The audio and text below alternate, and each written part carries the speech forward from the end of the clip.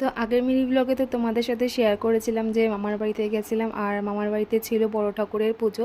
তারপর তো মা আর আমি চলেছিলাম, আর তারপর আমি অভির সাথে একটুখানি যাচ্ছিলাম সোদপুরে, ওর কিছু কেনাকাটি করার ছিল, তার জন্যই যাওয়া। আর তারপর দিনকে যেহেতু রথ ছিল, আর বাইরেও খুব সুন্দরভাবে রথগুলোকে সাজিয়ে রেখেছে, রথগুলোকে তো বেশ সুন্দর করে সাজিয়ে রেখেছিল। তারপর আমাদের চেনা পরিচিত দোকান আছে, তো সেখানটাই গেছিলাম, আর গেঞ্জিগুলো বেশ সুন্দর ছিল। তারপর তো কেনাকাটি করে বাড়িতেই চলে এসেছিলাম। আর অনেকদিন ধরে একটুখানি পোলাও খেতে ইচ্ছা করছিল, তাই নিজেই চলে আসলাম রান্না করতে। আর পোলাওর সাথে ছিল ডিম কষা। তারপর তো রাতেরবেলা অনেকদিন ধরে মা বলছিল যে ড্র্যাগন ফ্রুট খাবে, তো কোনোদিনও খাইনি, তাই নিয়ে এসেছিলাম তো স্মার্ট পয়েন্ট থেকে।